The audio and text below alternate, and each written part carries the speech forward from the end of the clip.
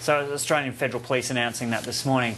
Now, the breaking news this hour, the man credited with revolutionising how we use technology, Steve Jobs, has died. Apple says its visionary co-founder passed away today after a long battle with cancer. Darren Osborne is the ABC's science reporter, and he's been a Steve Jobs fan for decades. And Peter Ryan is our business editor as well. Welcome, gentlemen. Darren Osborne, a big fan. How do you feel after this news today? A little bit upset. I think we've known about this now for a couple of years, and particularly even in the last few weeks when Steve stood down as CEO last month of Apple. So it's something that's been coming, but I think still for a lot of technology fans it's a big shock to hear the news. Just how significant has he been?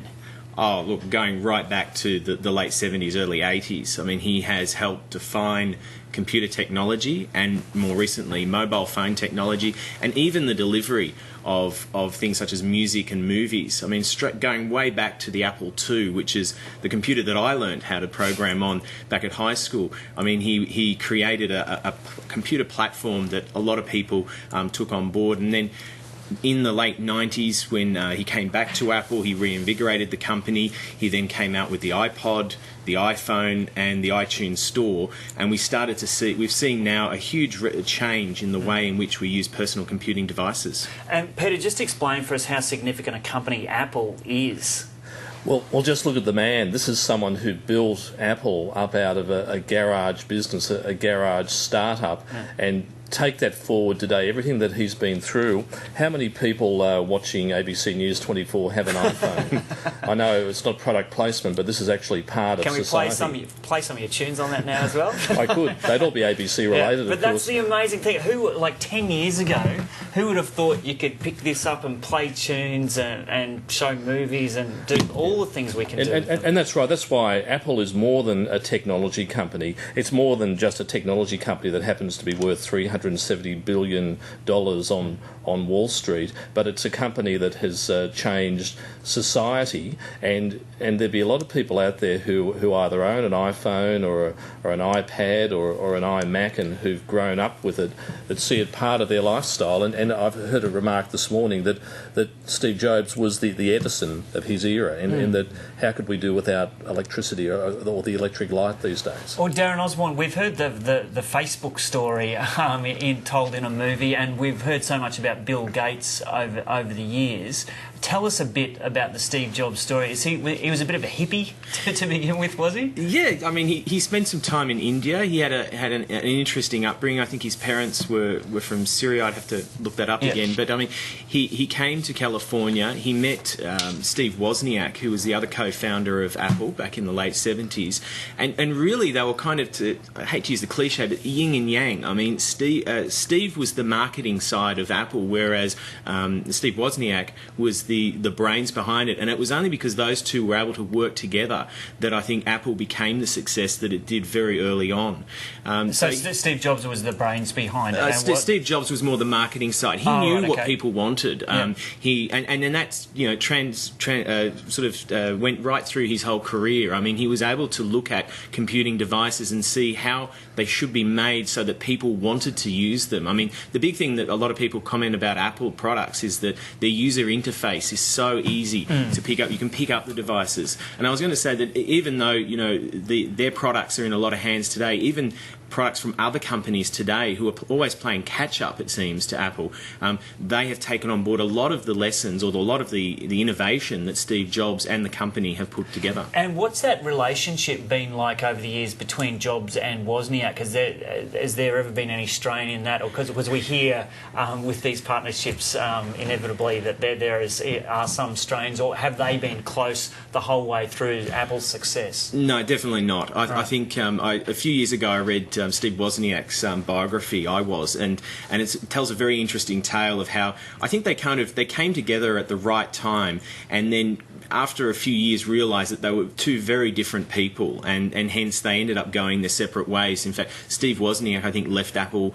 a few years earlier. I think he left around about 1984. Okay. Steve Jobs left a few years later, only because he was kind of forced by the board into a minor position, and he actually left and formed a number of other companies, including what became Pixar Pictures, and he was brought back to the company in the late 90s when it was really suffering. But those two, they've never really had an easy relationship, and you don't see them very often. It'd be interesting to see what Steve Wozniak's reaction will be today. And just picking up on that, he was forced out of the company in that corporate coup in 1997, and it shows a high level of resilience for a man who actually began business without any business skills or accounting skills, but shows that resilience that he took off. He said, okay, my job's gone at Apple, I'm going to go off and set up this other company, I think was called Next. Yep. But they had to bring him back, and it was Steve Jobs that brought back Apple back on track and made it the great company that it is today. Which brings me to the next question. There's been a lot of talk in the last 24, 48 hours about this iPhone 4S launch and how weird it was not having Steve Jobs there for that moment. How has Apple suffered already from Steve Jobs not being at the forefront of that company? Well, keep in mind that he's been on sick leave effectively since January, when I think that his illness was announced, and he made the point that while he was co-founder and chairman, that he wasn't the only person in the company who developed this technology, although he was the inspiration and the leadership. And you don't see this in a lot of other companies, but some pretty big succession planning has gone on there. It hasn't really affected the share price, although in the lead up to this announcement, Apple shares went into a trading halt on Wall Street. But if you actually just look at the share price, $378 a share. And as I said earlier, you know, this company is built up to have a market capitalisation of $370 billion US. And I think that despite that lack of formal skills, this man was a true leader and will be missed by the industry. Darren, what was your sense with that iPhone 4S launch over the last couple of days? I think it was a reflection of how much expectation Apple has created over the last few years, and that every time they have one of these big media events, it seems as though something revolutionary is going to be put out. And it wasn't the case in this one. I mean, some people called it more of an evolution than a revolution announcement yesterday, where it was just a small step. What it's created, though, I've noticed, particularly in the Twitter sphere, is that now people are anticipating the next version even more, because they expect if there's just that small jump, maybe they're working on something really big to announce. And that could happen in January, when they usually have their big Macworld conference over in the US. Are you going to be there for that? I'd love to. I don't think I'll be making it, though. I guess it raises the issue too that expectations are so high of these products from Apple that how much further can they take what's the next best thing? Is it going to cook your dinner for you? We all remember the internet refrigerator at the beginning of the internet. That didn't go anywhere, but seriously, the expectations out of Apple are huge, and you have to wonder what else will you be able to do with this with these devices. Well, I noticed with the iPhone 4S yesterday they were saying that they had a personal assistant application. I was wondering what the personal assistant was going to be doing. How much further can they take it? Yeah, look, who knows where it will go. But I think the true test of Apple now is going to be to see what sort of legacy has Steve Jobs left in amongst the people that are there, particularly those at the top. We've seen, you know, Microsoft have gone through the area where Bill Gates has left. He left a few years ago. Steve Ballmer has taken over. Nothing big has come out of the company sort of since then, but they've still motored along. It'll be interesting to see if Apple sort of end up going down that same path, where maybe they don't become the innovator anymore, or have they left, you know, such a legacy at the top that there are still some great minds in there that will come out with those wow, gee whiz products. Okay, well, no doubt we'll have more on this through the day, but Darren Osborne and Peter Ryan, thanks very much.